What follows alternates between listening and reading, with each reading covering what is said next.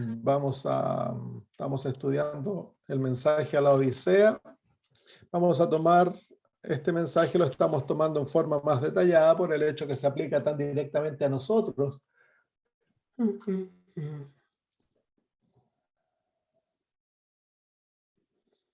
Déjeme abrir.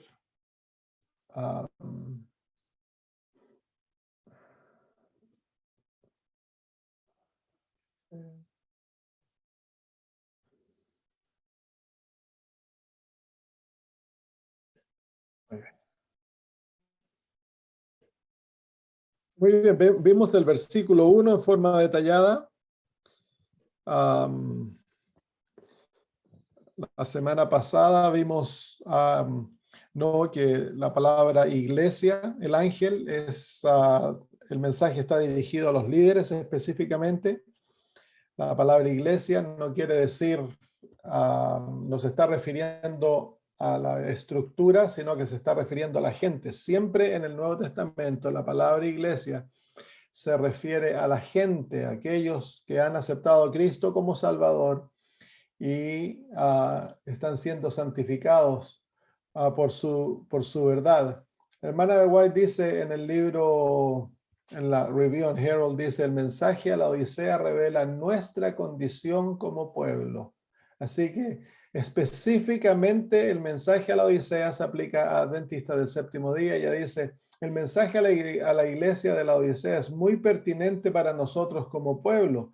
Ha sido puesto ante nosotros por un tiempo largo, pero no ha sido acatado como debiera haber sido. Cuando la obra de arrepentimiento es profunda y ferviente, los miembros individuales de la iglesia comprarán las abundantes mercancías celestiales.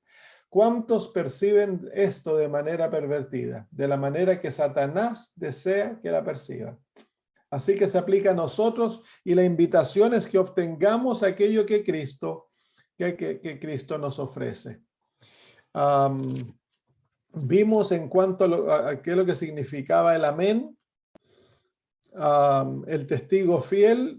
Vimos el hecho de que eso pone el mensaje en un contexto de juicio, y que también nos enseña de que Cristo Jesús no puede mentir en nuestro favor. Él es fiel, Él está al lado nuestro, nunca nos abandonará, es leal, lo podemos confiar, pero no podemos esperar que Jesús mienta por nosotros en el juicio. Él no nos puede representar si no hemos vivido una vida de Él y nuestros pecados en una vida en Él, y Él no nos puede, y Él, como se llama, ha tomado nuestra vida, ha vivido su vida a través de nosotros. Y luego la palabra, el principio de la creación de Dios, nos muestra a Jesús como aquel que siendo Dios eterno, habiendo siempre estado con su Padre, llegó un momento en la historia del universo cuando el plan de la redención fue creado y Él se entregó, se sometió para ser nuestro Salvador y llegó a ser el Hijo de Dios. Y también Él es el origen de todas las cosas. En Él todo se origina.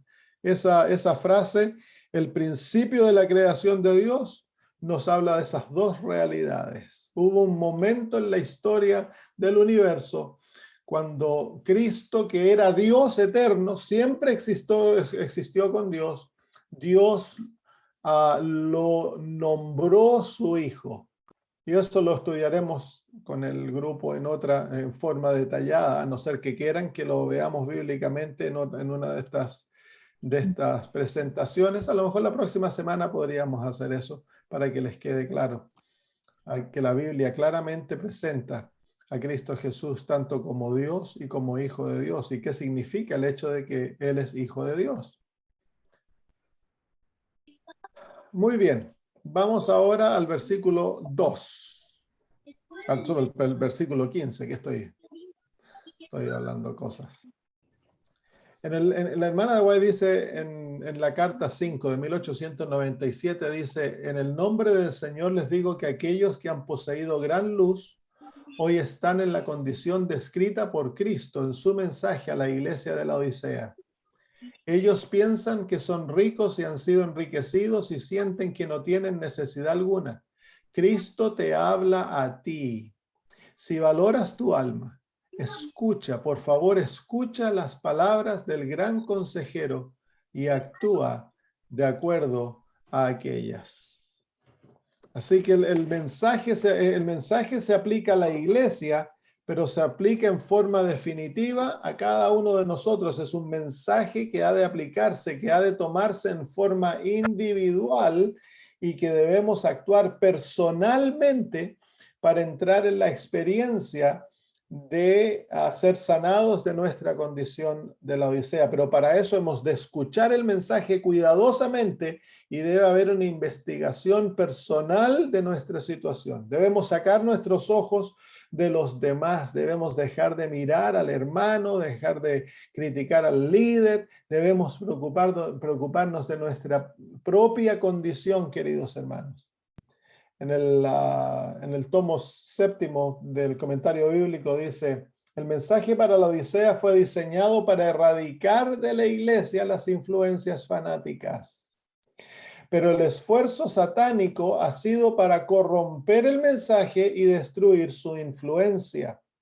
Él se agrada más de tener personas fanáticas que abracen el testimonio y lo usen en su causa antes que estos permanezcan en un estado tibio. Yo he visto que no fue diseñado para que hermano se siente en juicio de otro hermano, de delinearle lo que ha de hacer o cuánto ha de avanzar, más fue diseñado para que cada uno se escudriñe su corazón y atienda su propia obra. Voy a compartir esa cita. Me van a tener que dar la capacidad de compartir la pantalla, por favor. Para compartir esa cita. Esa es una cita importante porque nos muestra cuál es. ¿Quién me puede dar la capacidad de compartir la pantalla? Jennifer, ¿Quién no. está acá? ¿Ah? Está Jennifer a cargo. Ah, ahí le dieron a usted, pastor. Ya, ok. Aquí viene la cita para que la leamos y ustedes la tengan. Dice nuevamente: el mensaje para la Odisea fue diseñado para erradicar de la iglesia las influencias fanáticas. Y ahora ella define cuáles son esas influencias fanáticas. Dice, ahora yo tengo que andar admitiendo a todos a los que entran. Esperen un poquitito, déjenme admitir a Roberto Lobos. Ahí viene. Espere, pastor, yo ahorita lo acomodo. Ya. Muy bien, tú lo haces. Entonces, y ahora ella define cuáles son esas influencias fanáticas, pero el esfuerzo satánico ha sido para corromper el mensaje y destruir su influencia. Él se agrada más, refiriéndose a Satanás, se agrada más de tener personas fanáticas que abracen el testimonio y lo usen en su causa antes que estos permanezcan en un estado tibio. Yo he visto que no fue diseñado para que hermano se siente, ahí está la definición del fanatismo. Cuando un hermano se siente en juicio de otro hermano, el usar el mensaje como un martillo para darle en la cabeza a los otros hermanos, juzgar a los otros hermanos, hablar de sus debilidades, apuntar los pecados y creernos que nosotros somos ahora los reformadores de nuestros hermanos.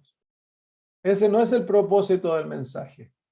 El propósito del mensaje es llevarnos a una investigación personal y a un reavivamiento personal. Esa es la mejor manera que podemos reformar la iglesia. ¿Qué sacamos de tratar de reformar la iglesia si nuestra vida propia privada es una vida de ¿cómo se llama? De rebelión, de desobediencia, de pecaminosidad? Tenemos esqueletos guardados en el closet y andamos tratando de sacarle los esqueletos del closet de los otros hermanos, del pastor, de los ancianos, del presidente de la unión, de la conferencia. Hay, ¿cómo se llama? Ministerios adventistas que se dedican a esto, a publicar en forma pública ¿cómo se llama? Los defectos, los errores y los pecados de aquellos de los líderes. o andar acusando de que este es esto y que este hace otro, que este es jesuita, que este aquí y allá. Ese no es el mensaje directo, ese es un mensaje fanático. El mensaje directo de la Odisea debe ser aplicado personalmente. Hemos de sacar la viga de nuestro ojo primero. Entonces, eso es lo que el Señor desea. El Señor desea que nosotros nos hagamos una obra personal. Es fácil apuntar el dedo a los demás. Es fácil hablar de las deficiencias de otros. Pero ¿cómo te sientes cómo te sentirías si tú fueses el que tomaran y publicaran en una revista tus pecados? Esa es la obra de Satanás. Satanás es el acusador de los hermanos. Satanás es el que se deleita en publicar. Satanás es el que crea fanatismo dentro de la iglesia para crear división. Dice el Señor Jesús que el trigo y la cizaña van a crecer juntos hasta el fin y serán los ángeles de Cristo que sacarán a la cizaña de su reino. Esa labor Dios no se la ha dejado a ser humano. Cuando hay pecado abierto, entonces Dios nos ha dado los pasos para erradicar el pecado de la iglesia. Pero cuando no hay, nosotros Dios nos ha dado la labor de juzgar a nuestro hermano y acusarlo de que son esto, que son apóstatas. Hay que dejar esa labor en las manos de Dios. Va a llegar el tiempo en que Dios mismo va a limpiar su iglesia. Preocúpate de ti. Toma el mensaje y aplícalo a tu experiencia personal. Tú eres el laodicense. No te preocupes del hermano del lado y de sus deficiencias. Anímalo a la fidelidad. Ora con él, con ella. Pero no te dediques a apuntar el dedo y a hablar de las deficiencias. La hermana White llama a aquellos que hacen eso caníbales espirituales. Dice que muchos vuelven de la iglesia el sábado de mañana, se sientan después a comer y se comen al pastor, se lo comen vivo, porque hablan de que era esto y que debió haber dicho esto y que no hizo lo otro y que aquí y que allá. Entonces tienen un almuerzo de pastor o del predicador. Son caníbales espirituales. Así que espero que esté claro que ese no es el propósito del mensaje, el llevar a juzgarnos y atacar y hablar de las deficiencias de los demás. Olvídate de las deficiencias de los demás. Tú tienes tantas deficiencias en tu propio carácter que te van a mantener preocupado por el resto de tu vida. Así que no es necesario preocuparse. ¿Para qué traer un saco de deficiencias de otros a tu propia vida cuando tú tienes suficiente para preocuparte por ti mismo? Debes obrar tu propia salvación con temor y temblor, dice la Biblia. Es el apóstol Pablo en el libro de Filipenses. Si tenemos suficiente con nosotros, pero nos gusta hablar de los demás. ¿Cuánto nos deleitamos? ¿Cuántas veces nos sentamos en la mesa y nos ponemos a hablar de las deficiencias de otros? Eso debe terminar, hermanos. Muy bien, continuemos entonces mirando algunos de estos versículos que nos desafían. El versículo 15. El Señor Jesús dice, yo conozco tus obras. Yo conozco tus obras. Y esa frase muestra el conocimiento íntimo que Jesús tiene de nuestra vida. Yo conozco tus obras. Miren, vengan al libro de Jeremías capítulo 17. Jesús conoce quién realmente nosotros somos. A Él no lo podemos engañar. Jeremías 17, 9 y 10. Engañoso es el corazón más que todas las cosas, y perverso, ¿quién lo conocerá? Qué versículo, ¿no? Ese es tu corazón, esa es tu mente, ese es quién eres tú. Y yo, nuestro corazón es perverso. Tú no te conoces a ti mismo.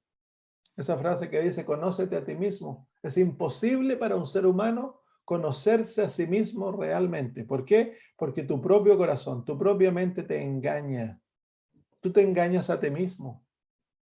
Dice el Señor Jesús que nuestras tentaciones provienen de nuestro propio corazón. Le echamos la culpa al diablo que nos tienta, y es verdad, él es el tentador, pero nosotros tenemos un corazón tan perverso que nos tienta a nosotros mismos. Es del corazón que proviene la lujuria, que provienen todos los pecados, provienen de nuestro propio corazón. Nuestra maldad es innata y tú no te puedes conocer a ti mismo. Por eso nosotros nos creemos buenos. Cuando el Señor Jesús dice que no hay bueno ni aun uno, no hay justo ni aun uno. Entonces el corazón es engañoso sobre todas las cosas. Y luego hace la pregunta, ¿quién lo conocerá?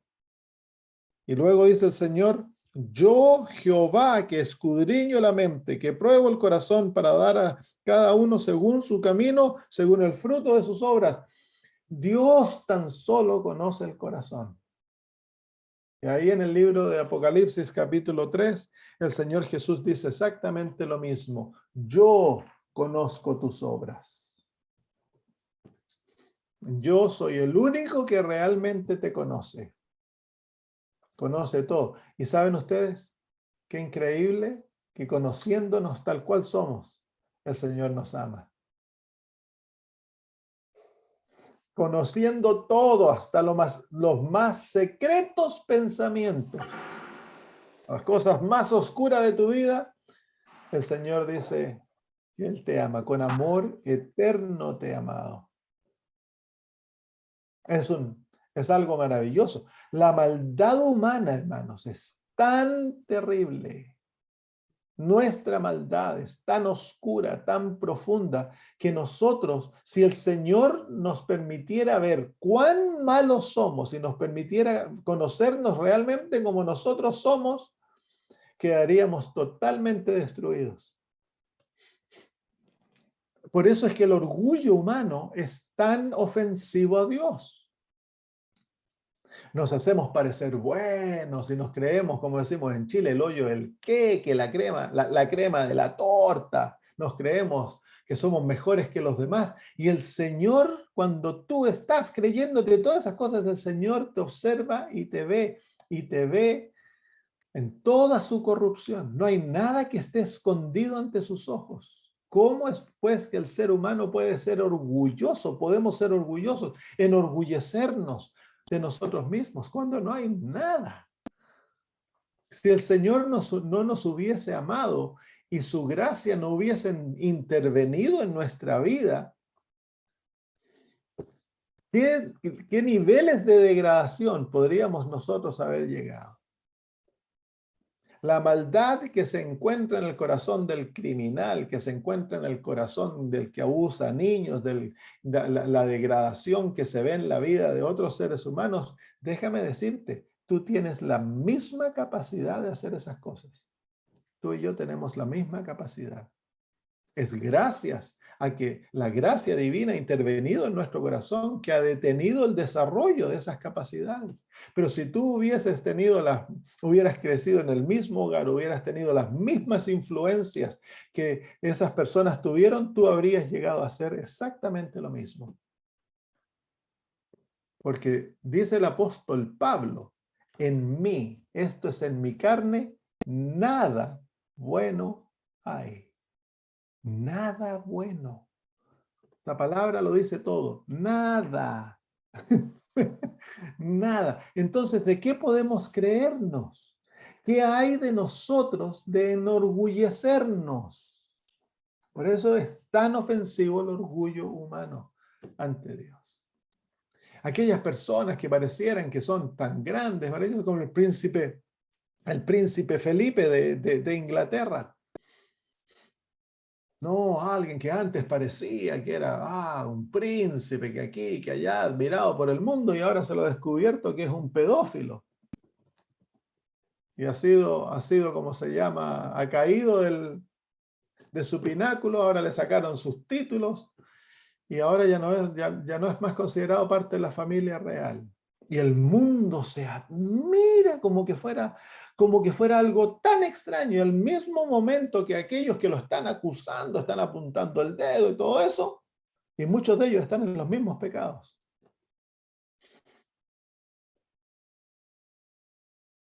Entonces la maldad humana es terriblemente oscura, pero lo peor de todo es que el pecado nos hace sentir buenos y excusamos nuestra maldad, pero estamos muy dispuestos a apuntar el dedo y acusar a los demás. Entonces el Señor Jesús dice, yo conozco tus obras. Yo me hago la pregunta, ¿qué es lo que conoce el Señor? ¿Cuántas veces venimos a la iglesia, presentamos una cara sonriente y sin embargo estamos, ¿cómo se llama?, cubriendo cosas terribles en nuestra propia vida? Así que el Señor conoce las obras de la iglesia. Es por eso que la iglesia no ha podido ser llevada al cielo todavía, porque no ha escuchado el mensaje a la Odisea. El propósito del mensaje a la Odisea es que la iglesia tenga una vida que va con su profesión. Pero mientras más soy pastor y ministro, más me doy cuenta de que muchas veces dentro de la iglesia se esconden los pecados más grandes. Y eso ha sido lo que ha llevado al mundo a rechazar al cristianismo. Porque aquí en Australia, por ejemplo, les encanta sacar a flote los pecados de los curas. Pero déjenme decirle que no son los curas los únicos que abusan niños dentro de la iglesia de ellos. Yo he encontrado pastores en mi iglesia, pastores que antes que no eran míos habían abusado de niños. Así que, y en los hogares, ¿cuántos hogares adventistas que los niños han sido abusados? Por los padres, por los abuelos, por los tíos. Y después vamos a la iglesia y nos paramos a adorar a Dios, a cantarle, a alabarle. Y el Señor dice, yo conozco tus obras. ¿Se imaginan que Dios se deleitara en revelar nuestra vida ante los ojos de los demás?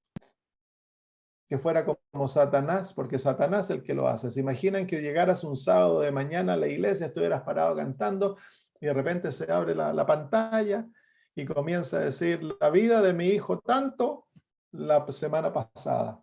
Y ante la iglesia quedaran revelados tus pensamientos, tus intenciones, tus acciones durante la semana que pasó. ¿Volverías a la iglesia el próximo sábado?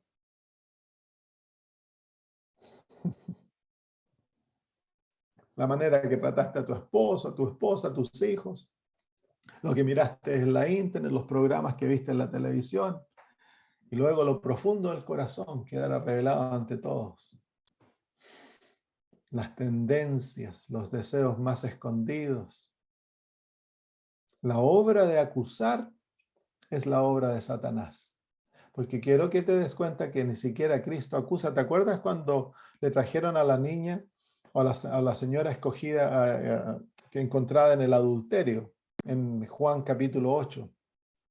Y estaban los fariseos, estaban todos ahí acusándola que era digna de muerte. ¿Se acuerdan?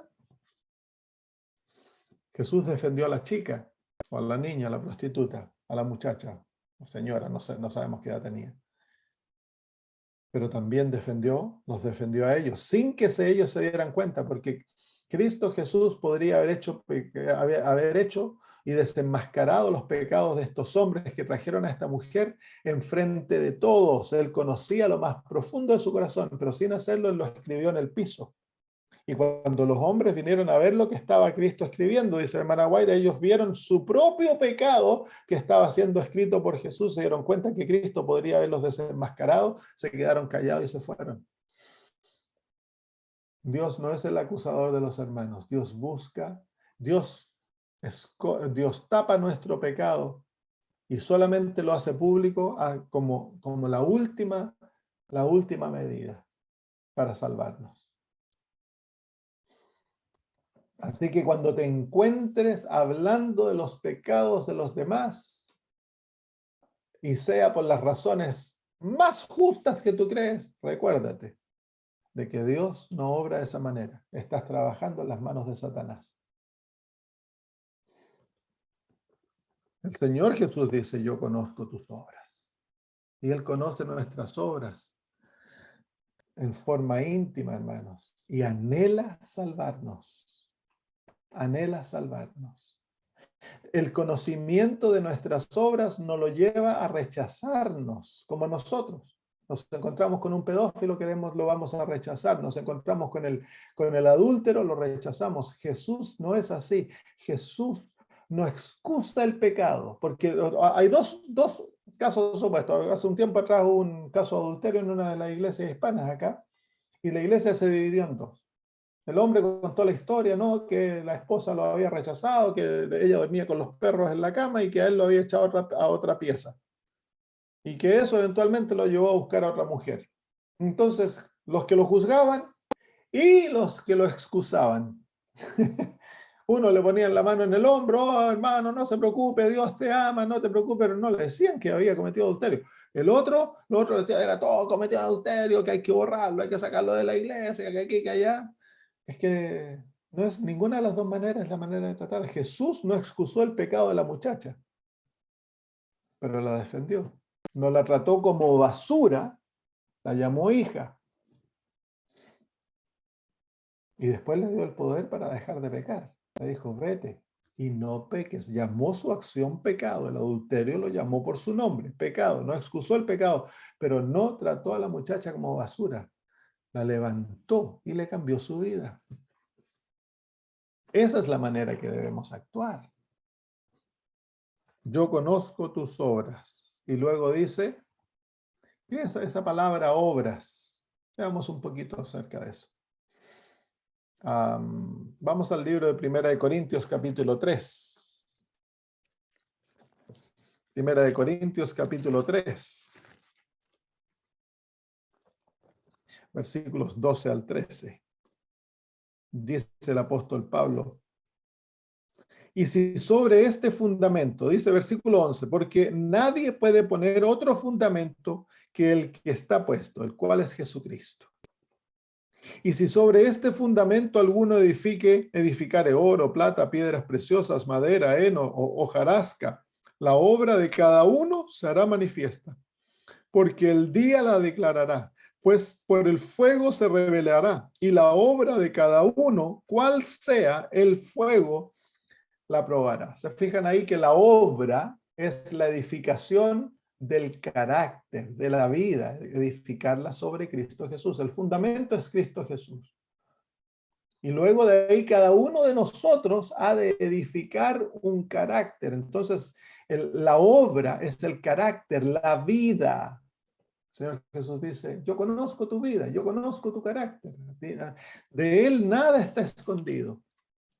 Segunda de Corintios 5:10. Segunda de Corintios capítulo 5, versículo 10. El apóstol dice, porque es necesario que todos nosotros comparezcamos ante el tribunal de Cristo, para que cada uno reciba según lo que ha hecho mientras estaba en el cuerpo, sea bueno o sea malo. Así que ese es el propósito del juicio.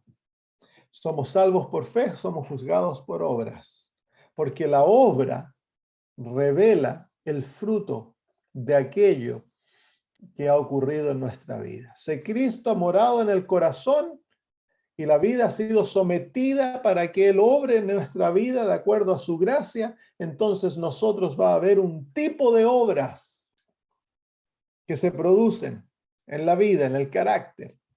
Pero si decimos ser cristianos, pero Cristo no está en el alma, Él no ha sido el fundamento, entonces la vida naturalmente va a producir un cierto tipo de obras. ¿Cuáles son las obras de la carne?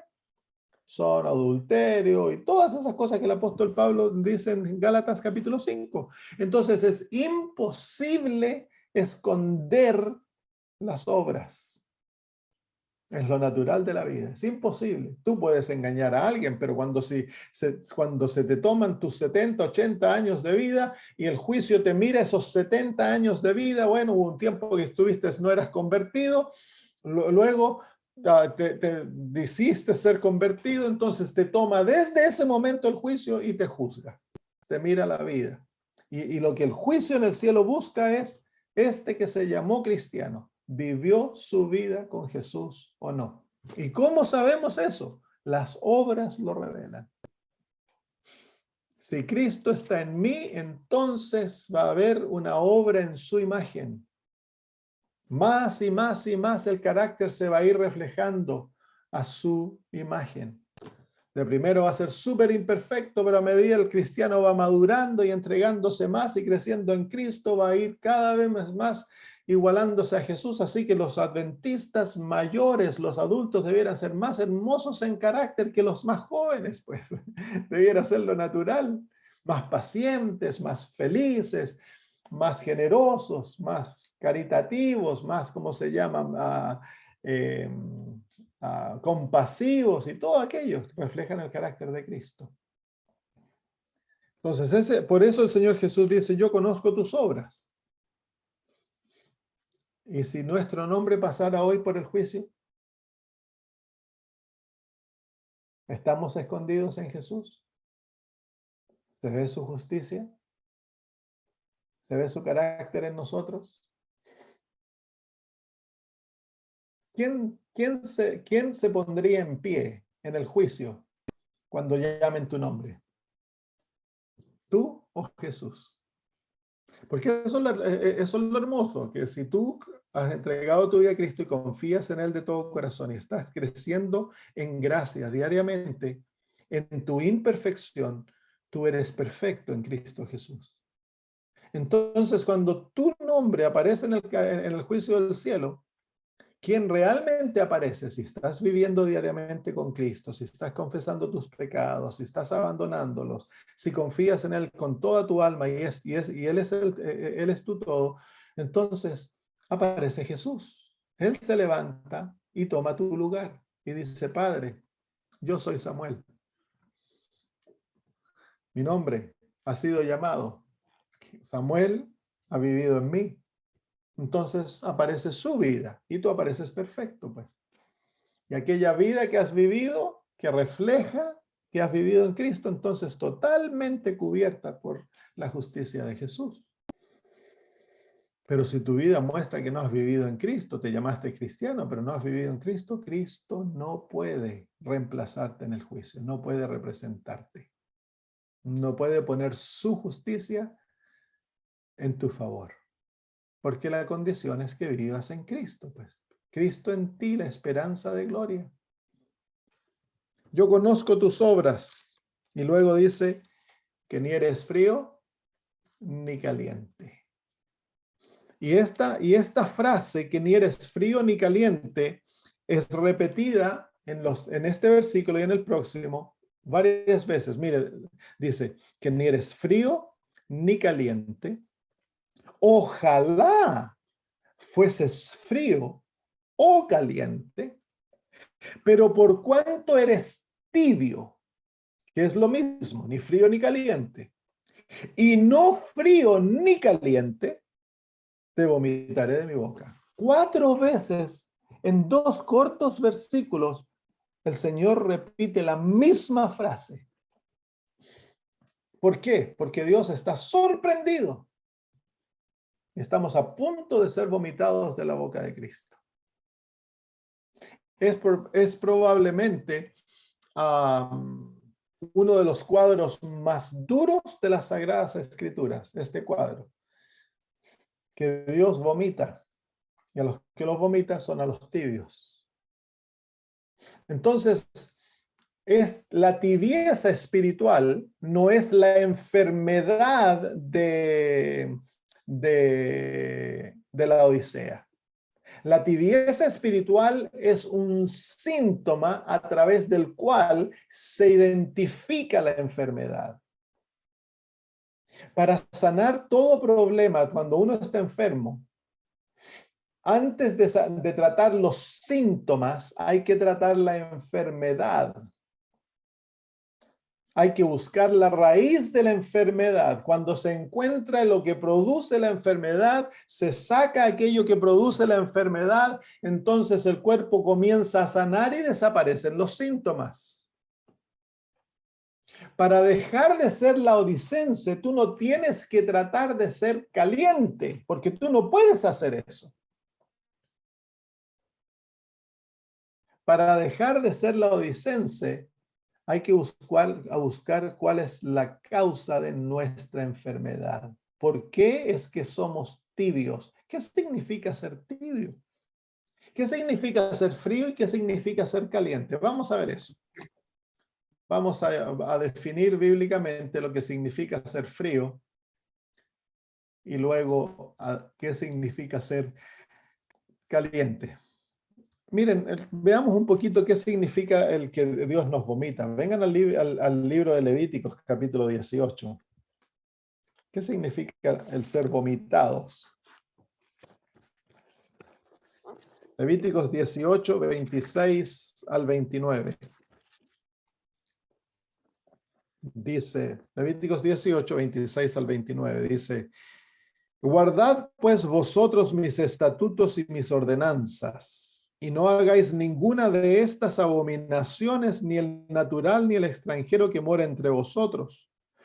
Porque todas estas abominaciones hicieron los hombres de aquella tierra que fueron antes de vosotros, y la tierra fue contaminada. No sea que la tierra os vomite por haberla contaminado, como vomitó a la nación que la habitó antes de vosotros. Porque cualquiera que hiciere alguna de estas abominaciones, las personas que la hicieren serán cortadas de entre su pueblo. ¿Qué significa ser vomitado? Significa ser cortados de una relación con Dios. Entonces el Señor dice: yo conozco tus obras, te amo tal cual tú eres, pero por esta situación estás a punto de ser cortado de una relación conmigo. Levíticos 20, 22 al 23. Guardad pues todos mis estatutos y todas mis ordenanzas y ponedlos por obra, no sea que os vomite la tierra en la cual yo os introduzco para que habitéis en ella. Y no andéis en las prácticas de las naciones que yo echaré delante de vosotros, porque ellos hicieron todas estas cosas y los tuve en abominación. Entonces, imagínense, ¿qué significa ser vomitado? Significa que Dios nos tiene como abominación. Somos abominables ante sus ojos.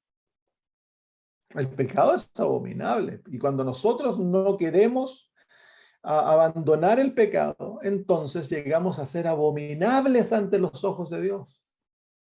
Y podemos ser cortados de la salvación. Y como iglesia estamos en ese peligro.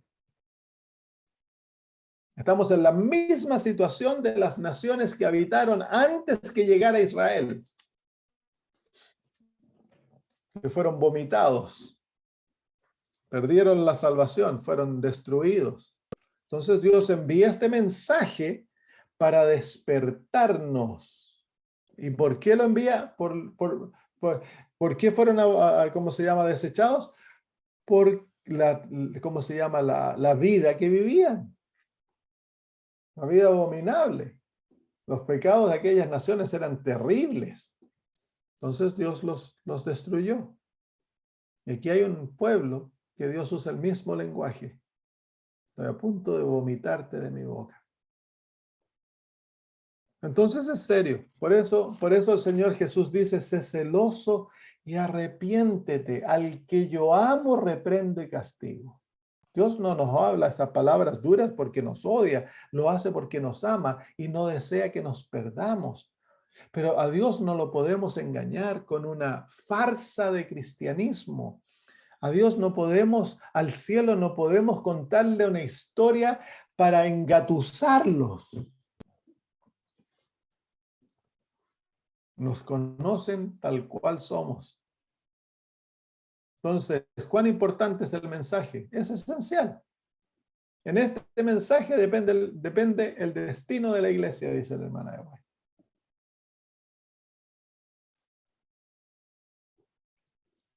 Dice, vi algunos, ahora ella, como se llama, describe la experiencia a la cual nos debiese llevar si realmente escuchásemos el mensaje. Esta cita es una cita larga, la voy a compartir con ustedes para que la puedan leer. Me van a tener que dar el poder nuevamente. Mujeres, ya que me sacan el poder, ustedes tienen que devolvérmelo para poder compartir mi pantalla.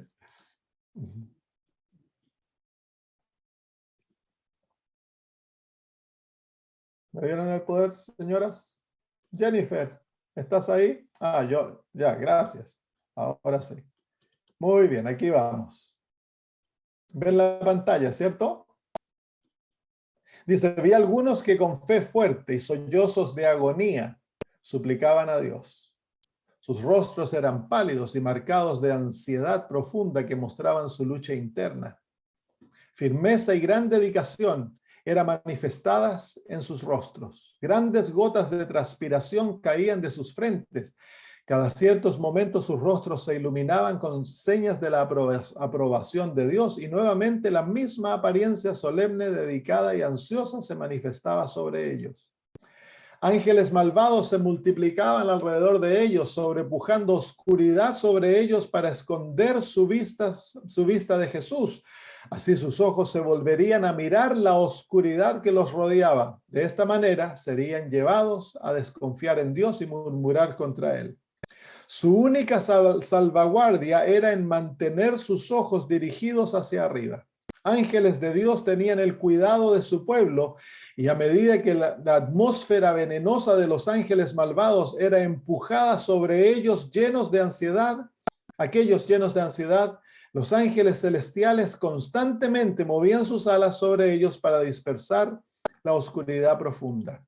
Mientras aquellos que oraban continuaban sus sollozos profundos, de vez en vez rayos de luz provenientes de Jesús caían sobre ellos para animar sus corazones e iluminar sus rostros. Vi algunos que no participaban en esta obra de agonizar y suplicar. Ellos parecían sin cuidado e indiferencia. No resistían la oscuridad que los rodeaba y ésta los absorbió como una espesa nube. Los ángeles de Dios dejaron a estos y fueron a la ayuda de aquellos que oraban fervientemente. Vi ángeles de Dios apresurarse para asistir a todos los que luchaban con todas sus fuerzas para resistir a los ángeles malvados y ayudarse a sí mismos, orando a Dios con perseverancia. Pero estos ángeles dejaron a aquellos que no hicieron esfuerzo para ayudarse a sí mismos y los perdí de mi vista. Pregunté por el significado del zarandeo que había visto. Este es el zarandeo. Y me fue mostrado que sería producido por el testimonio directo que es requerido por el consejo del testigo verdadero a los laodicenses. Así que esa es la obra que debiera llevar a cabo el testimonio a los laodicenses. El testigo fiel es Cristo. Esto se está refiriendo al mensaje a la Odisea, que debiera llevarnos a una investigación propia, a una lucha propia, a orar tan fervientemente para que el Señor nos libere de nosotros mismos. Y los que no hagan aquella obra serán perdidos de vista. Este es el verdadero zarandeo. Dice, este cumplirá su propósito en el corazón de aquellos que lo reciban y los llevará a exaltar los principios y proclamar la verdad directa. Así que los que pasen por esta experiencia van a ser los que van a predicar el fuerte pregón. Algunos no soportarán este testimonio directo. Ellos se levantarán en contra de él y esta acción creará un zarandeo entre el pueblo de Dios. Así que ahí lo describe muy bien, lo que debiera llevar a hacernos. Así que, ¿qué significa ser frío? No eres frío ni caliente. Ese es el síntoma. Una iglesia ni fría ni caliente. Una iglesia tibia. Un pueblo tibio. Que no tiene una entrega total. Le gusta jugar con el mundo, ama el mundo, desea las cosas del mundo, las modas, todo aquello, la mentalidad del mundo. Y sin embargo quiere ser salvo. Pero veamos, miren, ser fríos. Vamos al libro de Job, capítulo 24, versículo 7. Job, capítulo 24 y versículo 7. Dice, al desnudo hacen dormir sin ropa, sin tener cobertura contra el frío. ¿Qué significa aquí el frío? Ser frío es estar desnudo, no tener cobertura. Y en la Biblia, la desnudez es símbolo de estar perdidos. ¿Se acuerdan que cuando el Señor, cuando Adán y Eva pecaron, cómo quedaron? Desnudos. Entonces la desnudez es estado de perdición.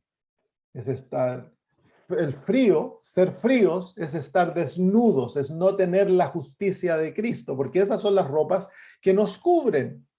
Es la ropa, es el manto de la salvación, como lo llama Isaías. Entonces, si estamos fríos, estamos desnudos. No eres ni frío ni caliente. Mateo capítulo 24, versículo 12. Mateo capítulo 24, versículo 12.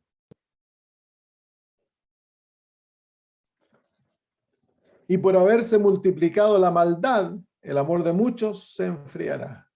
Así que el frío es un corazón sin amor. El frío es un corazón sin amor. Y el amor es la ley de Dios. Se manifiesta en la ley de Dios. Es un corazón donde la ley, los principios de la ley de Dios no se han escrito. Es el corazón natural, es el estado natural. La Odisea dice, no, yo no soy así. Yo estoy salvo. Yo no estoy frío, yo no estoy desnudo, yo amo. Y hablamos de la salvación, hablamos de Jesús, así que decimos, yo no soy ni frío, pero tampoco nos gusta estar calientes.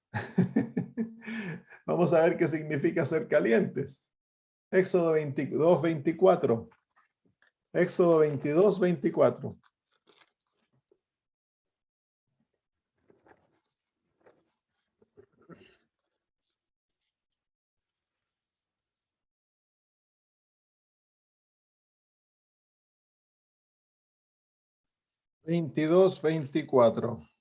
Dice, y mi furor se encenderá, y os mataré a espada, y vuestras mujeres serán viudas, y huérfanos vuestros hijos. Aquí ¿cómo se llama? La palabra encenderá representa ser caliente. ¿Y qué es lo que es? Es el furor de Dios. ¿Y es el furor de Dios contra qué? Contra el pecado. Mantengamos ese pensamiento. El furor de Dios contra el pecado. La ira de Dios contra el pecado. Salmos 39. Salmos 39, versículos 3 al 5. Se enardeció, fíjense la palabra, se enardeció mi corazón dentro de mí y en mi meditación se encendió fuego y así proferí con mi lengua. Hazme saber, Jehová, mi fin y cuánta sea la medida de mis días. Sepa yo cuán frágil soy. He aquí diste a mis días término corto y mi edad es como nada delante de ti. Ciertamente es completa vanidad todo hombre que vive.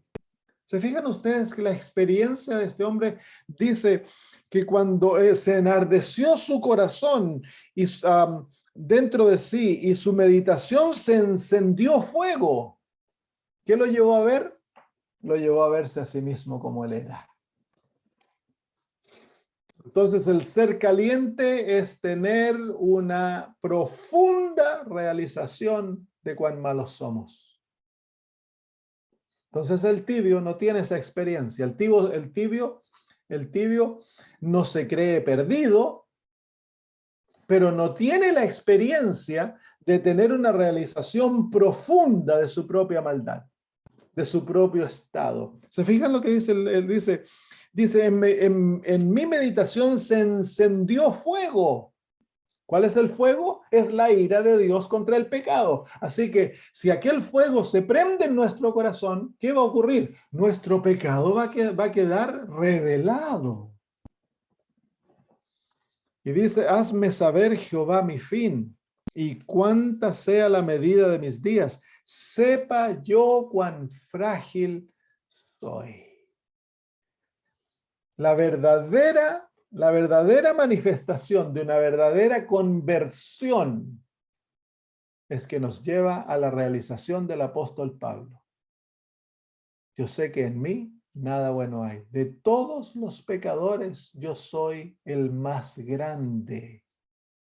El que se cree santo, el que se cree bueno, se cree mejor que los demás, es porque está muy lejos de Jesús. Cuando nos acercamos a Cristo, y mientras más cerca estamos de Él, más profunda la visión de nuestra propia incapacidad, de nuestra propia debilidad, de nuestra propia pecaminosidad. Eso es el fuego, eso es ser calientes. Ha sido revelado dentro de nosotros, en nosotros, nuestra maldad. Ezequiel capítulo 24. Ezequiel capítulo 24.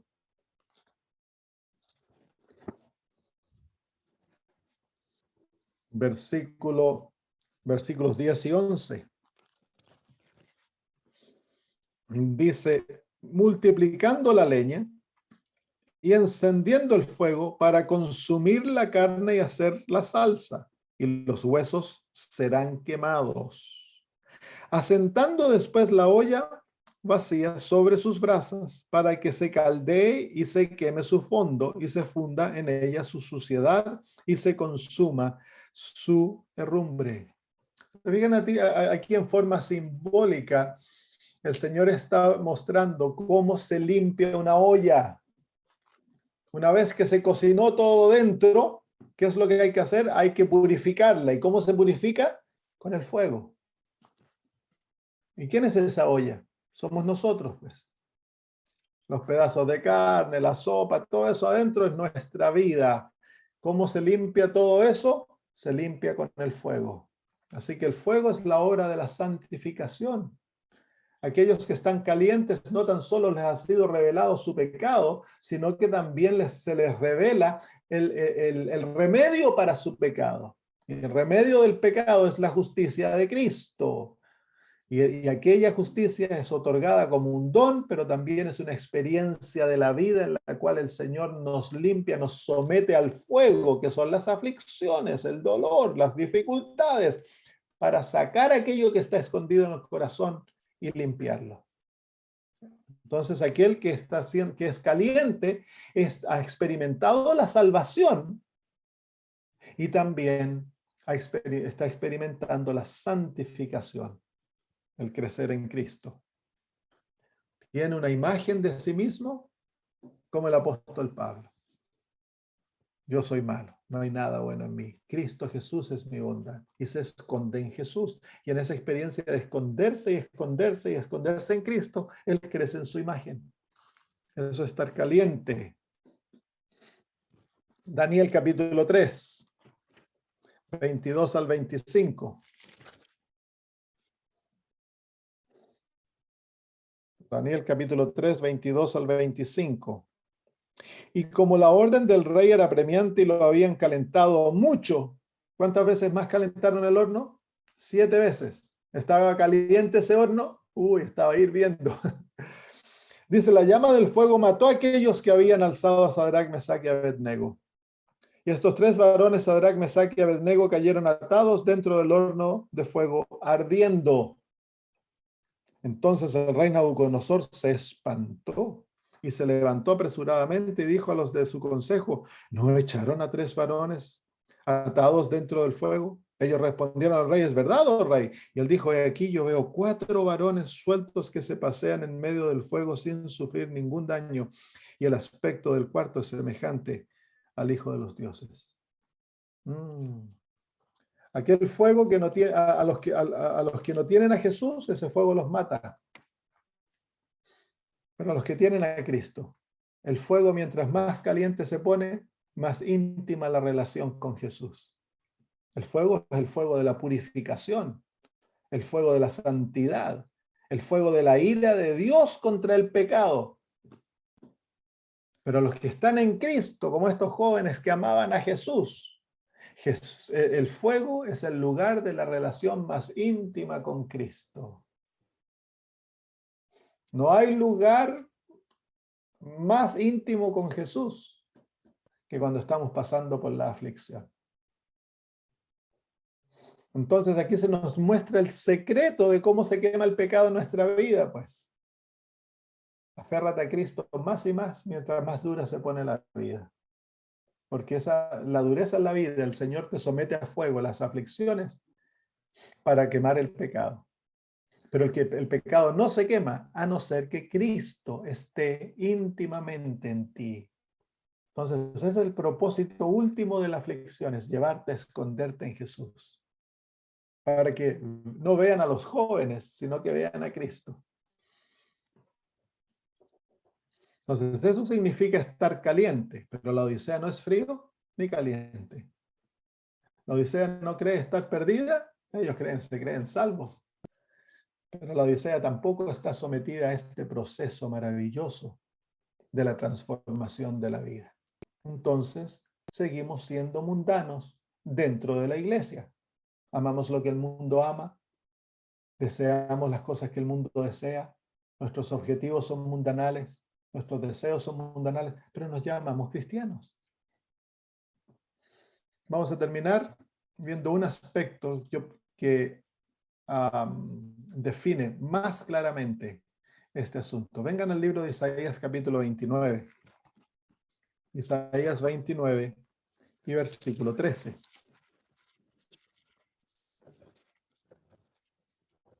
(29:13). Dice pues el Señor,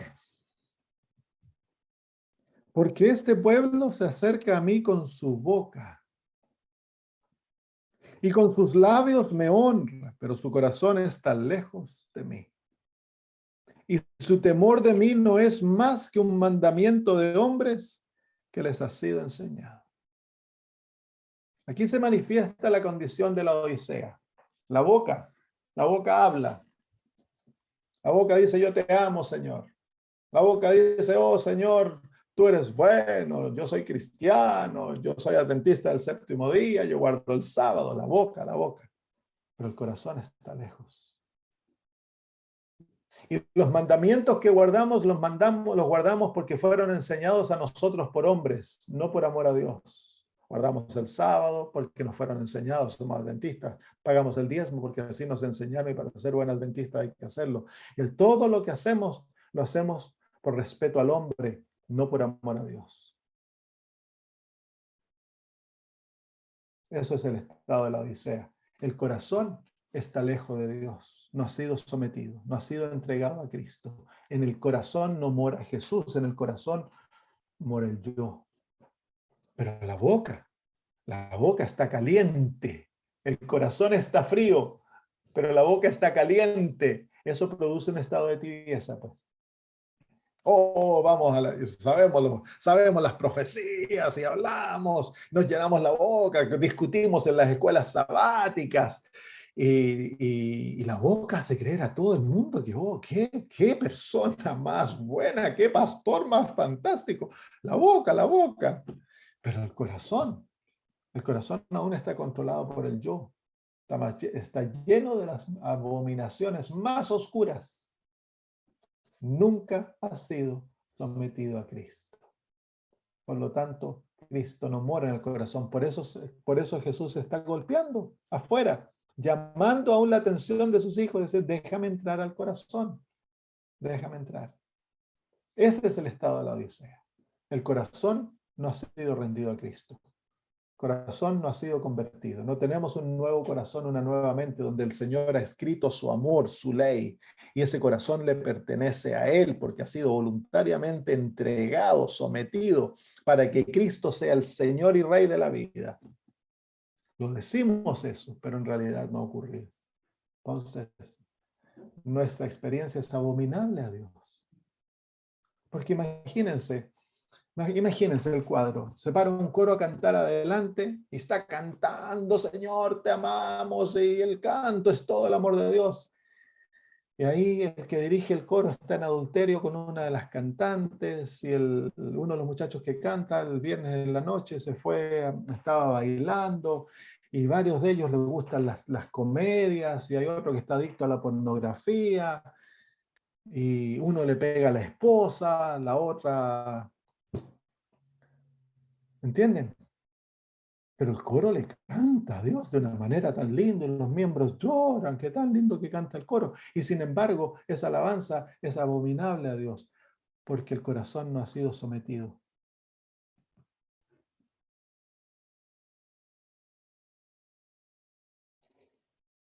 El corazón no ha sido entregado. Entonces miren, la hermana White tiene un sueño, no un sueño, una visión cortita. Va hasta a punto de predicar en el tabernáculo adventista más grande, se llamaba el Dime Tabernacle, en Battle Creek.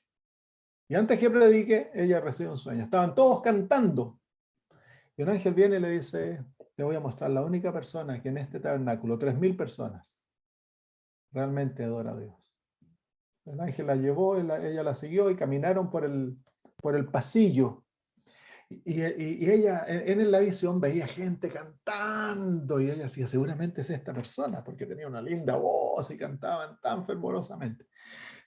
Llegó al final, el ángel le dijo que siguiera, y llegaron a un lugar al fin, atrás de la iglesia, y había una viejita cantando desafinada. Y el ángel le dice, ella es la única que adora a Dios, porque su vida está entregada a Cristo. Y ella despertó, o ella volvió de la visión, no estaba soñando, tenía una visión. Entonces, ¿qué es lo que vale, hermanos? El corazón. El corazón es lo que vale. Si el corazón ha sido ganado por Cristo, tarde o temprano la vida entera va a ser cambiada por Cristo. Pero si el corazón no está entregado a Cristo, no importa cuántas leyes le pongamos, el corazón sigue siendo rebelde. Tú puedes guardar el sábado, pero si el corazón no le pertenece a Cristo, es una abominación. Porque el corazón natural dice que no puede guardar la ley de Dios. Tú puedes no comer carne, puedes que no tomes café ni té, pero si el corazón no le ha sido entregado a Cristo, todo aquello lo haces por respeto a los hombres, porque le tienes temor al hombre, no a Dios. Y eso es abominación para Dios. Entonces, yo sé que esto es doloroso cuando lo vemos. Y recordémonos, no pensemos en los demás, pensémonos en nosotros mismos, porque eso es el propósito de la obra. Y si te sientes incómodo, te sientes perdido, te sientes que hasta este momento, pastor, mi vida adventista ha sido perdida. Bueno, entonces ha llegado la hora de tener la experiencia la que nos muestra el hermano White. Hay que orar y hay que buscar a Cristo hasta que tengamos la verdadera experiencia, pues. Hemos de ser nuevamente convertidos. O para muchos adventistas, la primera vez de ser convertidos. ¿Sabían ustedes, hermanos míos, que la gran mayoría, yo pienso que la gran mayoría de la iglesia adventista no somos convertidos? Porque yo como pastor fui convertido a la edad de 37 años, ya 9 años en mi ministerio. crecí adventista y todo, pero fui realmente convertido a la edad de 37 años. Y al predicar este mensaje que lo llevaba por todas partes del mundo, yo me he dado cuenta de que no somos, la gran mayoría de adventistas no somos convertidos. Yo les digo por qué. Hacemos una campaña. La campaña viene, les predicamos a la gente, ¿no? de Daniel 2, a la señal de la segunda venida de Cristo, la segunda venida de Cristo. Luego ya pronto nos vamos a hablar acerca del sábado, de la ley de Dios, de la marca de la bestia. Entonces, si una persona acepta el sábado, acepta que el domingo no es el verdadero sábado y que pronto va a llegar a ser la marca de la bestia, y se da cuenta del catolicismo en nuestros países no es la religión de Dios y que el adventismo es el remanente y está dispuesto a pagar diezmos y a bautizarse, son bautizados. Pero yo hago la pregunta, ¿fueron convertidos? La conversión no es simplemente creencia. La conversión es un milagro divino en el alma en el cual un nuevo corazón le ha sido entregado al ser humano y se lo hace una nueva creación. Y eso se manifiesta como resultado de un amor profundo a Cristo Jesús. Entonces, muchos.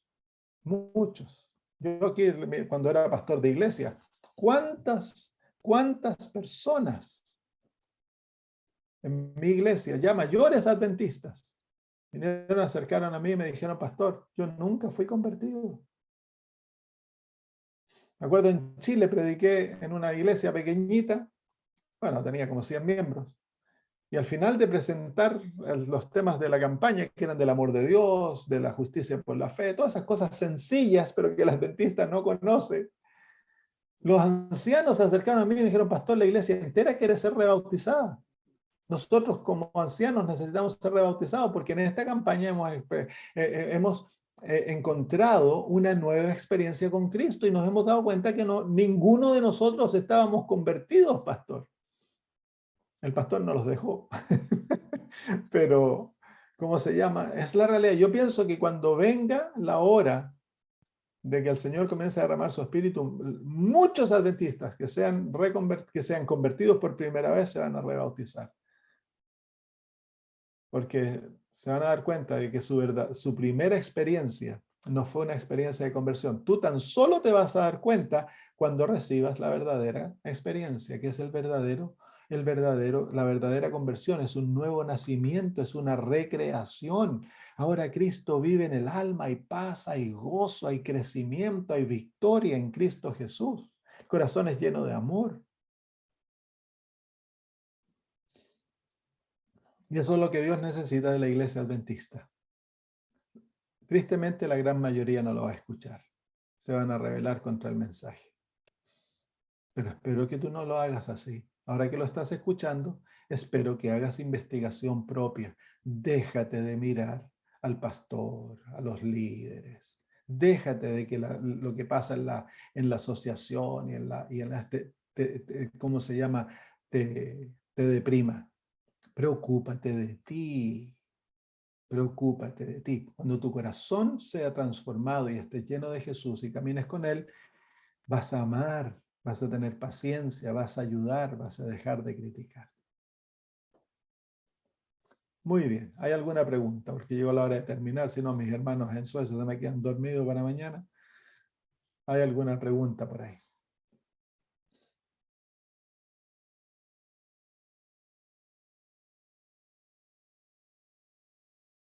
Pastor, yo solamente comentar de lo que usted estaba diciendo recién ahora último, cuando una persona conoce, como decía, una persona católica conoce que el sábado es el día de reposo, y usted preguntó si eso es estar convertido. Yo creo que eso es estar convencido, o sea, se convence de que el sábado es el día de reposo, pero convertido es cambiar de rumbo, tener otro rumbo. O sea, cuando en el ejército, ¿no? Cuando dicen conversión, nacer de nuevo, pero diríamos cambiar el rumbo en el sentido, si yo estaba haciendo esto, viviendo de esta forma, o sea, cambiar el rumbo, ir para el Sí, lado pero contrario. es que no lo es todo, porque muchas veces cuando las personas aceptan el sábado, dejan la creencia del domingo, cambian su rumbo, dejan de tomar, dejan de fumar, comienzan a asistir a la iglesia el sábado, a guardar el sábado y todo eso. Y todo eso, cambian dirección, pero no quiere decir de que han tenido una experiencia cabal con Cristo O sea, Jesús. lo Y eso es cambian lo que solo nosotros, sin Cristo. claro, es un cambio moral, como dice la hermana de White. Son mandamientos enseñados por hombre. Y eso es donde hemos sido flacos como pueblo, hemos sido flacos con el propósito de crecer, de vernos exitosos y que